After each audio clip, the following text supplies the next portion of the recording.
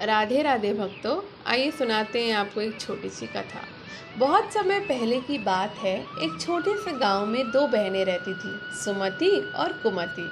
दोनों स्वभाव में एक दूसरे से बिल्कुल अलग थी। सुमति दूरदर्शी थी और हमेशा भविष्य की सुख सुविधाओं के सपने देखती थी, जबकि कुमति थोड़ी चंचल थी और वर्तमान के छोटे छोटे क्षणों का आनंद लेना जानती थी।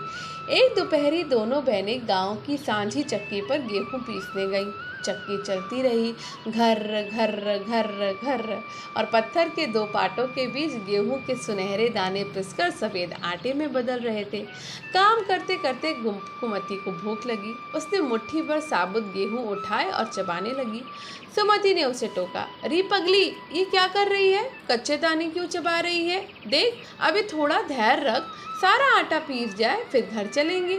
वहाँ बढ़िया घी में चौपड़ कर गुड़ मिलाकर चूरी बनाएंगे और आराम से बैठकर खाएंगे। अभी मेहनत कर ले, स्वाद तो घर जाकर ही मिलेगा। कुमति मुस्कुराई और बोली, दीदी, घर जाकर जो मिलेगा वो तो बात की बात है, पर अभी काम करते करते तो तृप्ति मिल रही है, उसका आनंद ही कुछ और है। वो पीसती भी रही और बीच बीच में कुछ दाने चबाती भी रही।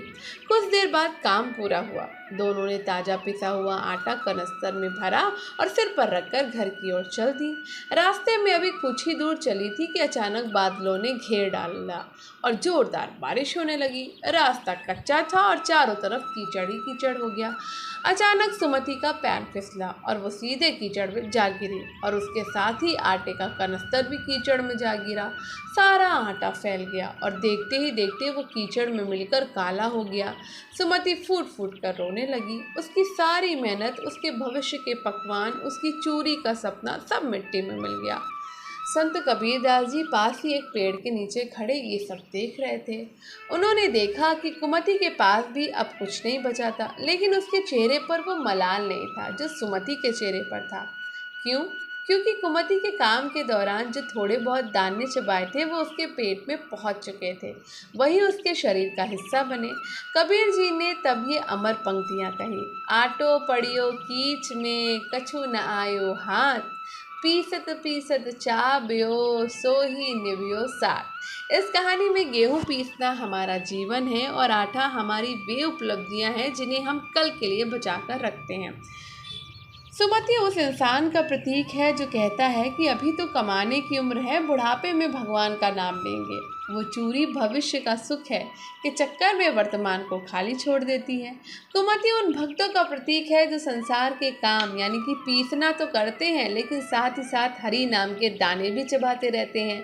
कीचड़, मृत्यु या विपत्ति आने पर जो आटा यानी कि धन संपत्ति पर बाहर रह गया वो तो नष्ट हो जाएगा, साथ केवल वही जाएगा जो हमने पीसते पीसते यानी जीते जी हृदय में उतारा है।